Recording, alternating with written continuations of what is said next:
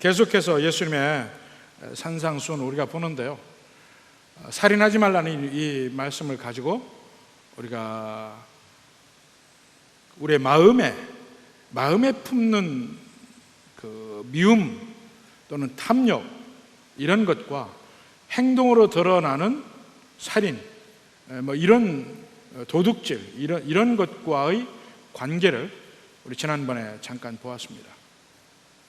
저는 후반부에 나오는 간음하지 말라는 말도 마찬가지입니다. 거기에 보면 뭐라고 되어 있습니까? 음욕을 품고 여자를 보는 자마다 마음에 이미 간음하였느니라. 무슨 말입니까? 수많은 남자들이, 심지어는 수많은 여자들이 마음에 음욕을 품고 이성을 바라봅니다. 결혼을 했건 안 했건. 그렇지만 그 이성을 바라보며 마음에 뭔가 이루어지기를 바라는 마음, 아니면 마음속에 온갖 상상을 하면서 바라보는 그 마음이 실제 행동으로, 간음이라는 행위로 가기 위해서는 많은 장애물들이 있습니다. 그 장애물이 다 걷어지면 마침내 행동으로 옮겨지는 것입니다. 그러나 그 장애물이 있어서 행동으로 옮기지 않는다고 하더라도 본질상 사과 씨와 사과가 같듯이 마음에 음욕을 품는 것과 겉으로 간음하는 행위를 하는 것과는 같은 거라, 질적으로 같다. 이것을 유기적 일체성이라고 합니다. 유기적 일체성, Organic Unity.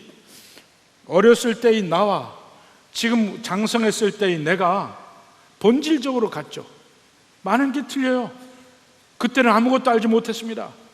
경험한 것도 없습니다. 그러나 본질상 같다는 거예요. 마음의 미움을 품는 사람과 살인한 사람이 본질상 같은 것이고, 간음하는 사람과 마음의 음욕을 은근히 품는 사람과 본질상 같은 것이고, 하나님이 살인하지 말라, 간음하지 말라 얘기하신 것이 행위를 이야기하느냐, 그건 많이 아니다는 얘기죠. 본질적인 면을 얘기한다, 이것을 얘기를 하고 있습니다. 그 다음에 성경이 통일적으로 하나님의 말씀을 증거하는데, 이 어려서의 나와 지금의 나가 똑같다고 얘기하듯이 성경의 모두에는, 창세기나 이 모세오경이나 여기에서 말씀하시는 내용이, 거기에서 비춰지는 하나님의 뜻과 예수님의 산상보훈에 와서 비춰지는 하나님의 뜻과의 관계가 어떠냐, 마치 그것도 처음 초기에 어린아이로 보일 때의 그 하나님의 말씀과 장성할 때 하나님 말씀의 차이로 볼 수 있다는 것입니다. 이것을 전문적인 용어로 계시의 점진성이라고 그래요. 계시의 점진성. 하나님의 똑같은 마음이 표현되지만 구약에서는 소극적으로 부정적으로 표현되고, 점점점 시간이 흘러서 신약에 가서는 적극적으로 긍정적으로 표현이 되는 것입니다. 처음에는 희미해요. 나중에는 명확합니다. 자, 거기에 이혼에 관한 법이 있는데, 자, 신명기 24장 1절에 이렇게 되어 있습니다. 사람이 아내를 맞이하여 데려온 후에 그에게 수치되는 일이 있음을 발견하고 그를 기뻐하지 아니하면 이혼 증서를 써서 그의 손에 주고 그를 자기 집으로 내보낼 것이라. 이 말에 근거해서 그 이후에 점점 그 이스라엘의 역사 후반으로 가고 예수님 때까지 오면 이스라엘의 남자들은 언제든지 아내들이 수치스러운 일이 있다고 딱 생각이 되면 이혼지서 써주고 내보내면 돼요. 그럼 수치스러운 일이 뭐냐? 여기에 대해서 논쟁이 붙었습니다. 힐렐 학파와 샴마이 학파. 이 탈무드에, 시중에 파는 탈무드에도 보면 힐렐이라는 사람, 샴마이라는 사람 계속 나옵니다. 예수님 당시에 유명한 두 가지 학파야. 힐렐 학파는 좀 더 자유적이었고 샴마이 학파는 좀 더 엄격했습니다.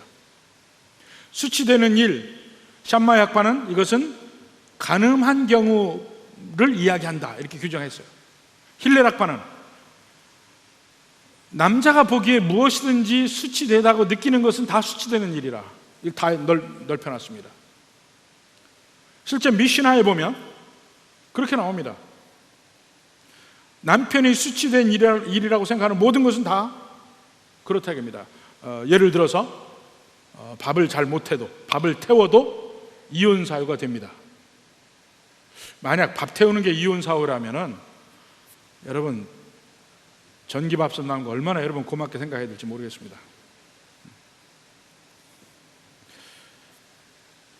그러니까 그 경건하다는 바리새인 서기관들도 이혼 재혼 그 합니다. 어떻게 됩니까? 아내가 한 8명, 9명씩 바뀔 수도 있어요. 그렇다면 그것이 실질적인 간음이 아니고 뭐냐 이거예요. 그렇게 쉽게 이혼한다면. 근데 여기서 보면은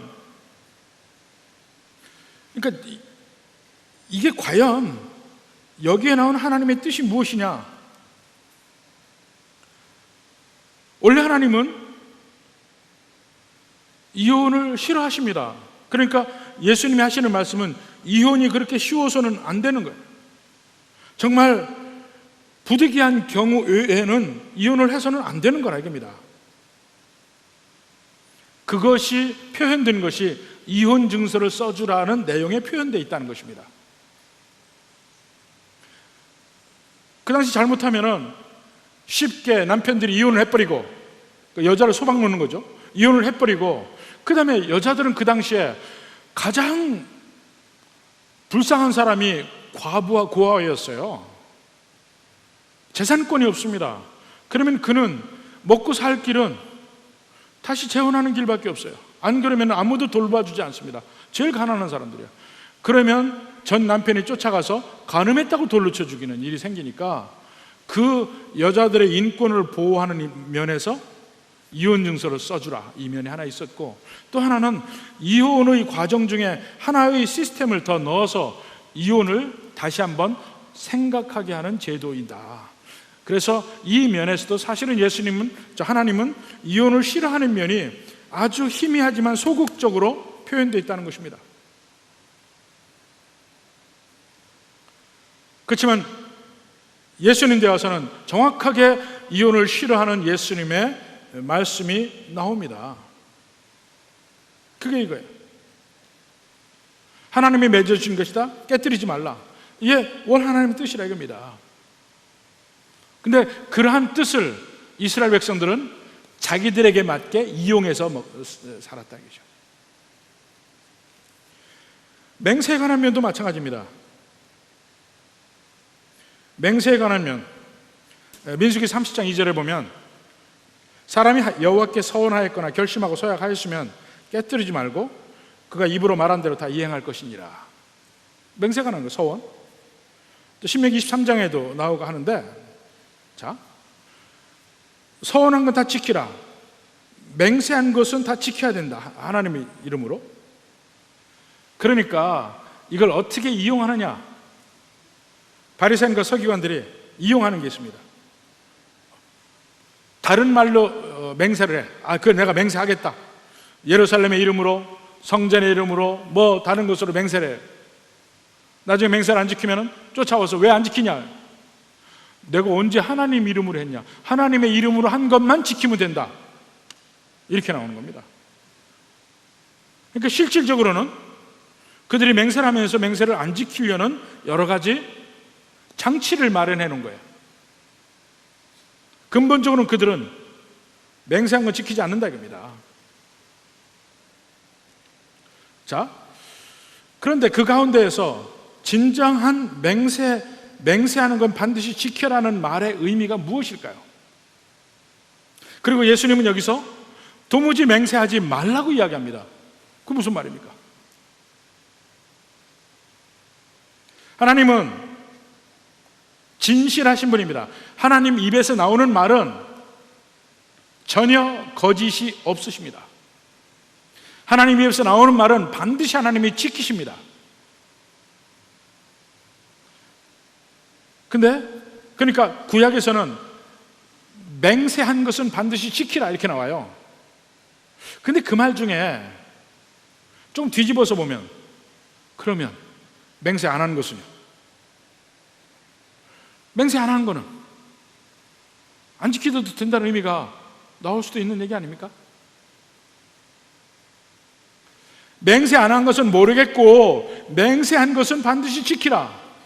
암암리에 맹세하지 않은 것에 진실성이 의심이 갑니다.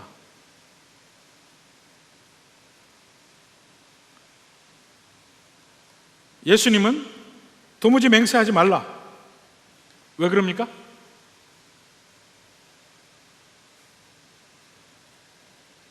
우리가 하는 모든 말 한마디 한마디가 진실돼야 합니다. 맹세하지 않아도 내가 한 모든 말은 맹세와 똑같은 효력을 가지는 진실된 말이어야 돼요. 우리가 말하는 가운데 제일 못 믿을 사람이 누군지 아십니까? 누군지 알아요? 솔직히 말하면 이 말끝마다 이 말하는 사람이 있어요. 그 사람은 절대로 믿으면 안 돼. 말끝마다 솔직히 말하면. 왜 솔직히 얘기한다고 꼭 얘기를 해야 합니까? 은근히 자기가 캥기니까 그 말이 자꾸 나오는 거야. 자기 말이 솔직하지 않으니까 솔직히 말하면 그럼 그 사람이 솔직히 말하면 말 안 하는 거는 솔직하지 않은 거기. 그게 되는 거죠. 우리가 하는 모든 말은 맹세라는 말을 쓸 필요가 없어요. 맹세라는 말을 쓴다는 것은 곧 맹세 안 한 말은 거짓이라는 의미를 담고 있기 때문에. 그러니까 우리 말은 모든 면에서 진실돼야 합니다. 근데 구약에서 하나님께서 맹세한 건 지키라고 하는 것은 소극적으로 거짓된 세상에서 적어도 맹세한 것만은 지키라, 국한되어서 제한적으로 소극적으로 진실된 하나님이 표현된 겁니다. 근데 신약에 와서는 그것이 명확하게 완전하게 표현됩니다. 모든 우리의 말이 진실돼야 합니다.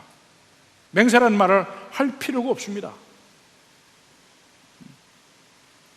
이 세상이 악해지고 막 이러니까 옛날에는 말로만 해도 그게 서류를 쓴 효과가 있었습니다.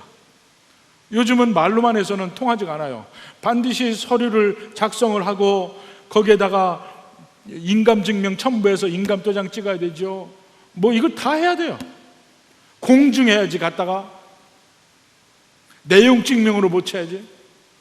왜 구구절절히 이러한 면이 많이 생기느냐? 거짓이 많아져서 그렇습니다.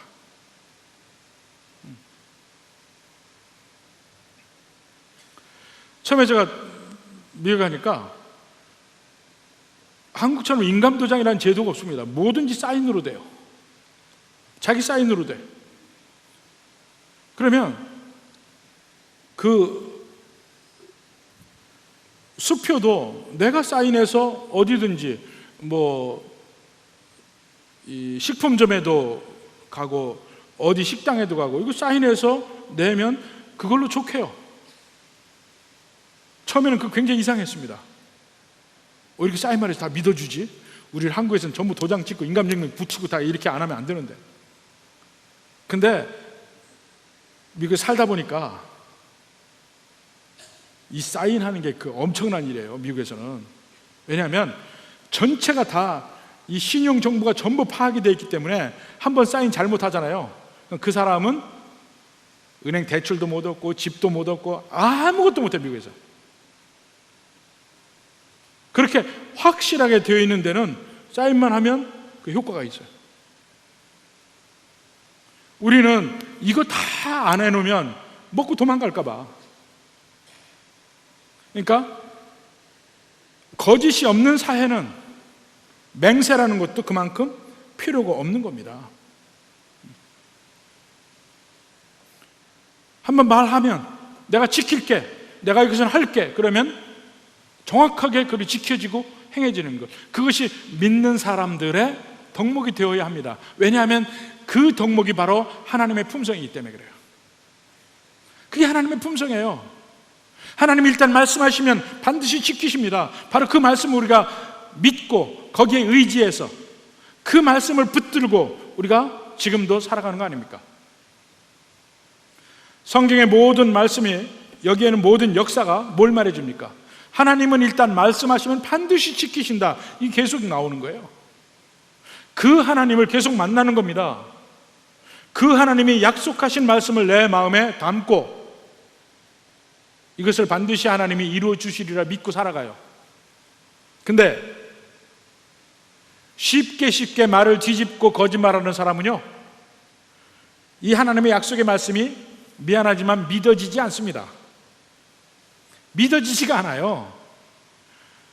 내 삶의 거짓이 몸에 밴 사람은 하나님의 말씀이 믿어지지 않아요. 그게 그냥 벌이에요. 내가 스스로 내 배우자에 대해서 이 거룩함을 지키고 신실하게 살려고 노력하지 않으면 하나님이 끝까지 나의 연약함과 부족함에도 불구하고 나를 끝까지 이끌어 가셔서 천국까지 동행하신다는 것이 믿어지지 않습니다. 참 이상해요. 한꺼번에 같이 가는 거예요. 생명을 존중하시는 하나님, 내가 생명을 존중해야 그 하나님이 믿어집니다. 언제나 함께 가요. 왜냐하면 구약의 모든 율법은 하나님을 표현한 것이기 때문에 그래요. 하나님의 품성을 표현했습니다. 생명을 중히 여기시는 하나님이 살인하지 말라 이야기하고 모든 사람의 각자 존중하시는 그 면이 드러나는 거예요. 사랑하시는 면이 드러나는 거예요. 여기서 맹세하지 말라. 왜요?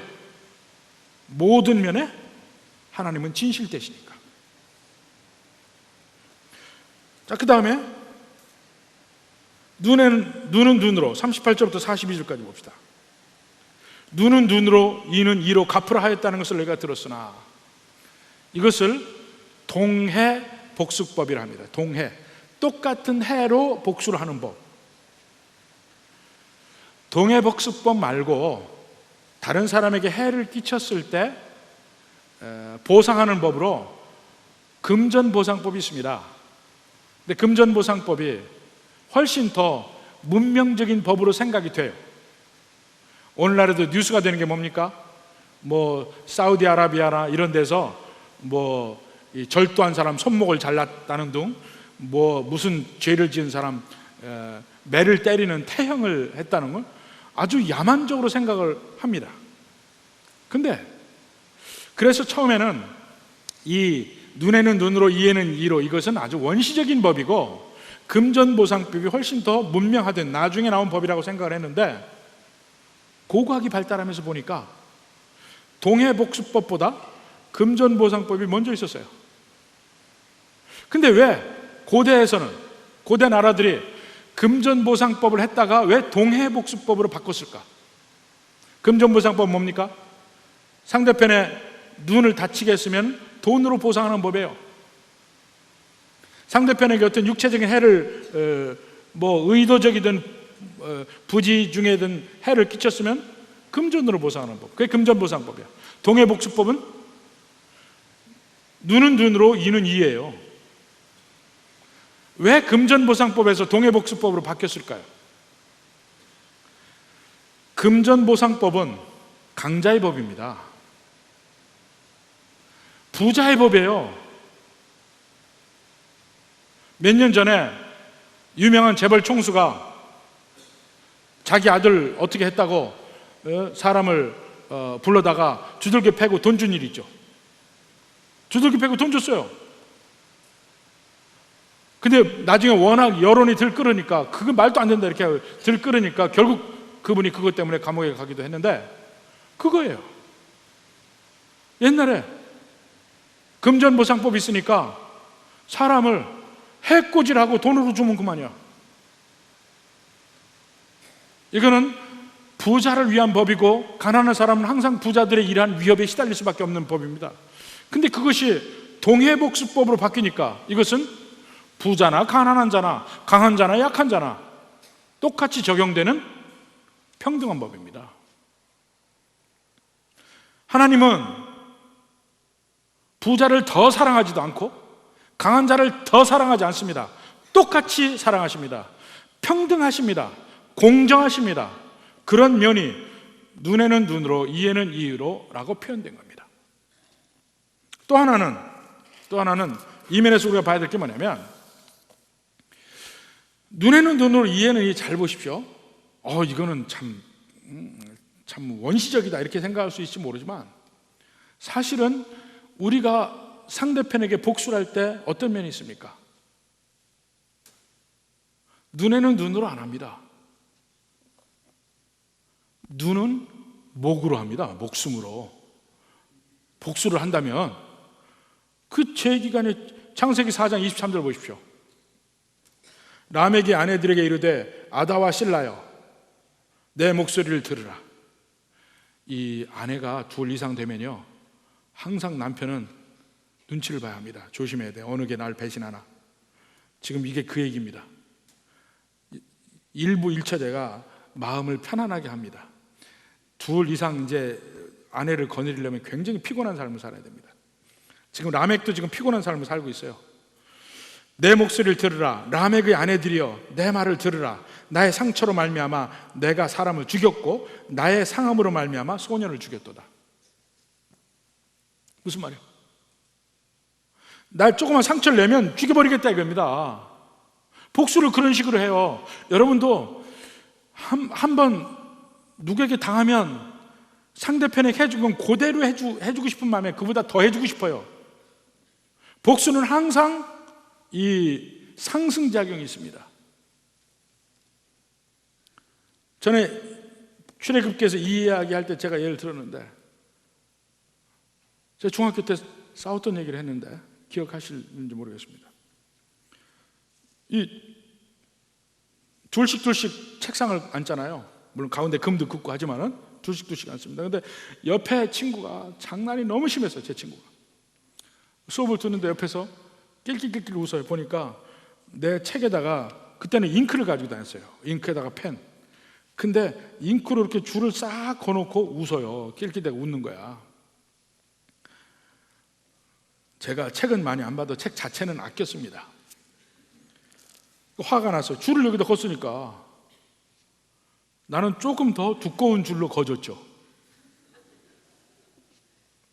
그러니까 막 이 친구 막 웃다가 장난으로 했는데 자기는 더 한다고 더 두꺼운 걸로 또 하는 거야. 결국은 둘이서 양쪽에 책에다 잉크를 부었어요. 그리고 수업이 끝나고 이제 끝까지 싸운 거야. 중학교 졸업할 때까지 말을 안 했어요. 3학년 때 그랬는데, 이제 나중에 커서는 뭐 고등학교도 다른 데를 서로 갖고 했는데, 나중에 커서는 다시 친해졌죠. 근데 참 어린 마음에 그때 왜 그랬나 생각하는데, 복수가 다 그렇다니까요. 예를 들어서 옆에 있는 사람에게 자, 확 펜을 한번 뺏어보세요. 뺏어봐. 옆에 있는 사람에게 확 뺏어봐요. 막 화내고 왜 내 거 가자고 막 하려고 할 때 도로 주면 될 거 아니야. 얼른 한번 줘봐요. 화가 풀어지나? 안 풀어져요. 그대로 도로 갔는데 화가 안 풀어집니다. 갚는 거는요, 손해를 입힌 것 그대로 갚고 플러스 상대편의 분노를 잠재워주는 게 더 있어야 됩니다. 반드시. 그러니까 복수가 항상 더 커질 수밖에 없어요. 상대편의 손해를 그대로 갚는다고 해서 끝나는 게 아닙니다. 상대편의 분노를 잠재워줘야 돼요. 하나님께서 십자가에서 하신 일이 이 두 가지가 다 있습니다. 우리의 죄 값을 치르는 면이 있고, 또 하나는 하나님의 진노를 가라앉히는 일을 하는 두 가지 일이 있습니다. 두 일을 십자가에서 하신 거예요. 그래서 하나님이 화목제물입니다. 하나님의 진노를 가라앉혀서 화해시키는 거니까. 죄값을 치러서 죄가 없는 사람에 대해 하나님 앞에 설 수 있어요. 하나님의 진노를 가라앉혀야 비로소 관계가 회복이 됩니다. 이 두 가지가 같이 있는 거예요. 그래서 내가 당했다고 느낄 때는 내가 본 손해 플러스 내게 솟아오르는 화, 이 두 가지가 있는 겁니다. 그러니까 복수는 반드시 커지게 돼 있어요. 그래서 하나님이 다른 사람이 만약에 손해를 입혔으면 손해본 걸 갚고 5분의 1을 더 갚으라고 이야기를 하는 겁니다. 5분의 1을, 그게 속건제예요. 5분의 1을 더 갚아야 돼. 그 5분의 1이 뭐냐? 진노를 가라앉히는 역할을 하는 거야. 상대편에게 손해 입힌 것을 갚을 때도 내가 정말 잘못했습니다 하는 면을 보여줘야 진노가 가라앉는 거거든요. 이렇게 복수는 반드시 커지게 되었는데, 그때 하나님이 복수를 제한합니다. 이빨을 부러뜨렸으면 그 이빨만 그대로 빼야지 이 옥수수 전체를 빼면 안 된다, 뭐 그런 얘기예요. 목을 치면 안 된다, 그런 얘기야. 오히려 동해복수법은 복수를 제한하는 법입니다. 그래서 희미하게나마 소극적으로나마 복수를 싫어하는 하나님의 마음이 표현되어 있어요. 그것이 계시의 점진성을 띠고 점점 구원의 역사 속에 제일 마지막에 예수님 때 오니까 뭐라 합니까? 오른뺨을 치면 왼뺨을 내놓으라. 절대로 갚지 말라. 억지로 오리를 가자 하면 심리를 동행하라. 이 말씀으로 나오는 거예요. 구약과 신약이 정반대의 말씀이네? 아닙니다. 하나님의 같은 정신이 흐르고 있습니다. 같은 정신이. 이걸 꼭 아셔야 돼요.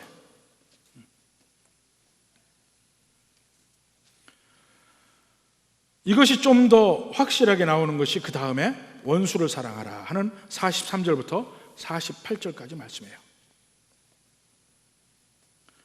자, 43절에 보십시오. 또 내 이웃을 사랑하고 내 원수를 미워하라 하였다는 것을 너희가 들었으나. 근데 내 원수를 미워하라 하는 것이 그들이 알고 있는 거지만 사실은 율법에는 그렇지 않습니다. 레위기 19장 18절에 뭐라 합니까? 레위기 19장 18절. 원수를 갚지 말며 동포를 원망하지 말며 내 이웃 사랑하기를 내 자신과 같이 사랑하라. 나는 여호와니라. 원수를 갚지 말라고 되어 있는데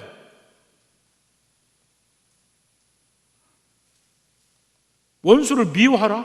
그러니까 갚지는 않는데 마음에 미움은 안 버리는 거, 이런 거 아닐까요? 내가 되갚지는 않는데 그걸 미워하는 마음은 내 끝까지 가지고 가겠다. 마음을 가다듬고 그 사람만 오면 딱 안 본 척하고 가고, 그 사람만 오면 딱 내가 웃던 얼굴도 갑자기 굳어서 쳐다보고 노려보고, 갚지는 않아. 노려만 봐. 이거냐 이거예요. 내가 서로 사랑하는 이웃만을 사랑하고 원수를 사랑하지 않는다면, 갚는다는 거 말고 사랑하지 않는다면 그 사랑은 완전한 사랑도 아니요 하나님의 사랑도 아닙니다. 하나님의 사랑이 완전한 사랑인데 그 하나님의 사랑은 어떻다고 이야기를 했습니까? 45절에 하나님은 의인과 악인 구별하지 않고 해를 띄워주시고 의인과 악인을 구별하지 않고 적절한 때에 비도 내려주셔요. 농사를 지으면 하나님 잘 믿는 농부만 소산이 많은 게 아닙니다. 악한 농부의 땅에서도 소산이 많을 수 있어요. 오히려 더 많을 수도 있다 이겁니다. 그건 뭐냐? 하나님이 가리지 않고 모두에게 은혜를 베푸신다는 것이죠. 근데 가리지 않고 은혜 베푸시는 면이 어디에서 가장 극치로 나타나냐면 십자가에서 나타나는 거예요. 십자가. 예수님의 십자가에서 모든 사람을 위한 십자가, 특히 죄인을 위한 십자가요. 의인은 없으니까. 하나님과 원수된 사람을 위한 하나님의 사랑입니다. 로마서 5장 8절 봅시다. 로마서 5장 8절. 우리가 아직 죄인 되었을 때에 그리스도께서 우리를 위하여 죽으심으로, 이게 하나님의 사랑이에요. 우리를 향하신 하나님께서 우리에 대한 자기의 사랑을 확증하셨느니라. 이 하나님의 사랑은 죄인을 사랑하는 사랑, 원수를 사랑하는 사랑, 그게 하나님의 사랑이에요. 우리가 하나님의 백성이면 우리도 똑같이 그 완전한 사랑을 할 수 있어야 돼. 10절에도, 로마서 5장 10절에도 곧 우리가 원수 되었을 때에 그 아들의 죽으심으로 말미암아, 10절에 그렇죠? 원수 되었을 때에 아들의 죽으심으로 말미암아 하나님과 화목하게 되었은즉.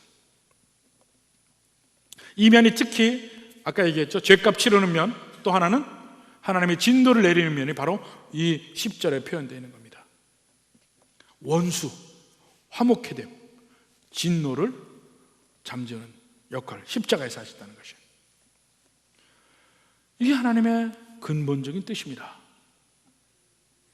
그 하나님이 이스라엘 백성을 사랑하시고 그 하나님이 예수님을 이 땅에 보내셔서 십자가에 가게 하십니다. 원수 되었던 우리를, 죄인 되었던 우리를 사랑하시니까. 우리가 하나님 믿는 백성이면 우리도 그러한 사랑을 할 때 비로소 완전한 사랑을 합니다. 완전한 사랑을 해야만 우리가 진정 하나님이 우리에게 주시는 가장 큰 자유를 누리게 됩니다. 가장 큰 자유를. 그거는 싫습니다. 그만큼 여러분이 자유를 못 느낍니다. 자, 지금까지 쭉 얘기한 것이 우선 1차적으로는 바리새인이, 서기관들이 얼마만큼 율법의 근본 정신, 참된 의미를 잊어버리고 있는가, 그들이 얼마만큼 그 율법을 제대로 알면서도 그것을 뒤집으려고 노력을 했는가 알 수 있다 합니다. 제가 바벨로니안 탈무드 제일 먼저 이야기했죠, 지난 시간에.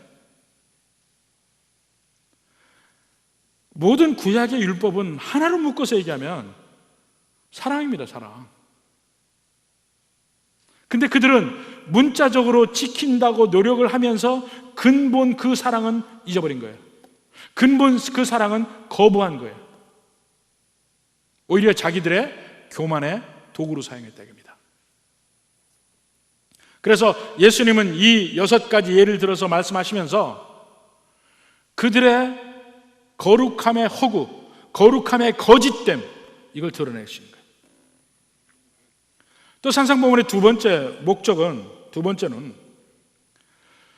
모든, 이제 바리새인과 서기관뿐만 아니고 다른 모든 사람들조차 하나님의 거룩함에 내가 내 힘으로 절대로 할 수 없다는 사실을 보여주는 거예요. 그걸 보여줌으로 말미암아 그러면 하나님 우리에게 긍휼을 베푸소서 하는 마음이 들게. 나 이거 지켰잖아요, 이 말은 할 수도 없고 이건 도저히 우리가 못하니까 하나님 긍휼을 베푸소서. 이게 마태복음 18장에 그 빚진 자가 동간에게 이야기하는 장면이 똑같아요. 도저히 갚을 수 없으니까 제발 좀 봐주십시오 하는 거예요. 그래서 율법은 우리에게 복음으로 이끄는, 십자가로 이끄는 인도자입니다. 인도자. 율법을 알면, 율법의 의미를 알면 알수록 이건 도저히 내가 지켜서 될 일이 아니다. 그래서 하나님께 긍휼하심을 구하게 만드는 역할을 합니다. 갈라디아서 3장 24절. 이같이 율법이 우리를 그리스도께로 인도하는 초등교사가 되어. 원래 옛날 개혁성경에 뭐라고 되어 있습니까? 몽학선생이라고 되어 있죠. 몽학선생. 무슨 말인지 잘, 초등교사. 오늘날처럼 초등학교 교사라는 말이 아니에요. 이것은 어린아이들을 학교까지 이끌어주는 역할을 하는, 그 역할을 하는 사람을 의미하는 것입니다. 그러니까 율법은 우리를 예수님의 십자가로 인도해가는 역할을 한다 이겁니다. 도저히 안 되는구나. 도저히 안 되는구나. 근데 그것이 처음 믿을 때뿐만이 아니고요, 예수님을 믿고 살아간 모든 과정 중에도 우리는 지키려고 노력을 해요. 이제 이 산상보훈의 세 번째 이유가 그것인데, 믿는 백성들에게 삶의 방향과 목표를 주는 거예요. 이 방향으로 살아야 하나님은 우리에게 이러한 뜻을 가지고 계시구나, 이것을 알고 그 길로 가려고 하는데 열심히 노력하고 그 길을 가야 합니다. 미워하지 말아야 되고, 원수를 사랑해야 되고, 절대로 음욕도 품지 말아야 되고, 이런 모든 것, 내가 말하는 모든 것은 언제나 참되고 진실된 말만을 해야 되고, 이런 모든 것을 지키려고 노력을 하는데, 그렇게 살면서 성공한 사람이 이제까지 한 사람도 없다 이겁니다. 예수를 믿는 사람 중에서도. 그래서 우리는 매일매일 회개합니다. 오늘도 하나님 뜻대로 살려고 했는데 또 요때 내가 이 조동아리가 이게 해서, 또 내가 이래서, 또 마음에 이런 마음이 들고, 그러니까 십자가밖에 필요해요. 내게 정말 십자가가 필요하군요. 예수 믿는 사람들이 매일매일 거룩한 삶을 살려고 노력하면서 더 느끼는 게 십자가가 필요하군요. 이걸 느끼는 겁니다. 근데 이 복음의 본질, 아니면 율법의 진정한 의미를 모르면 바리새인처럼 해석을 해요. 서기관처럼 해석을 해요. 내가 오늘 저녁에 자려가면서 내가 오늘 살인했나? 살인한 적이 없어. 내가 칼로 누굴 죽였나? 여러분 안 죽였죠, 아무도. 내가 누구랑 모텔을 갔나? 간 적이 없어. 아이고 주님 감사합니다. 나 오늘도 죄를 안 지었네요. 이게 바리새인의 삶이에요. 우리 마음에 끊임없이 일어나는 음욕과 미움과 이런 모든 것들을 아무리 없애려고 노력하면 할수록, 이 완벽함에 근접하면 할수록 더 내 속에 죄성이 나를 끌어나오는 그 죄의 강력함을 더욱 느끼게 됩니다. 그것이 바울이 로마서 6장, 7장에서 계속 고백하는 내용이에요. 오라 이 사망의 몸에서 누가 나를 건져내랴. 거룩해지려고 노력하면 할수록. 그래서 다시, 그러니까 예수님이 나를 위해 돌아가셨군요. 처음에 믿을 때 말고 믿으면서 더 예수님의 필요성을 깊이 느껴가는 것입니다. 거룩해지려고 노력하면 할수록, 진정한 복음 안에 있으면. 산상보훈이 그 세 번째 역할이 그거예요. 첫 번째는 어떤 역할이에요? 바리새인들의 거짓 의의를 드러내는 역할, 율법의 참된 의미를 보여줌으로써. 두 번째는 율법의 참된 의미를 보여줌으로써 모든 사람들에게 하나님의 국률이 필요하다는 사실을 깨닫게 하고 예수님의 십자가 앞에 가게 하는 역할. 세 번째 역할은 이제 예수 믿는 사람들이 매일매일 살아갈 때 삶의 방향과 기준이 여기 있다 이겁니다. 이대로 살려고 노력해요.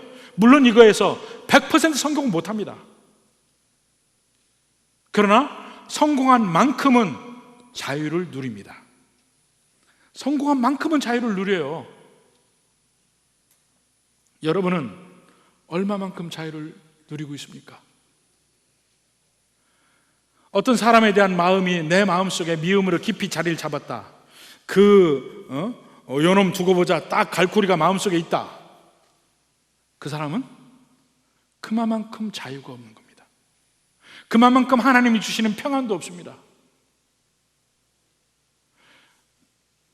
그 모든 것을 다 씻어내고 아무도 내 마음에 나를 해코지 하고 나를 힘들게 하고 이런 사람 많이 있지만, 그 사람들에서 내가 마음의 감정을 다 녹여버리고 갖지 않는다면 그만큼 나는 자유로운 삶을 살 수 있습니다. 밤에 평안한 잠을 잘 수 있습니다. 부디 이 말씀대로 행하려고 노력하는 여러분에게, 물론 모든 믿는 자에게 천국 뒤에 자유함이 있지만, 그래도 기왕에 여기서 믿는 백성으로 살아갈 때 이 말씀대로 살려고 노력을 해서 진정 하나님의 자유 속에서 기쁨으로 천국을 미리 맛보는 삶을 사시기를 주님의 이름으로 축원합니다.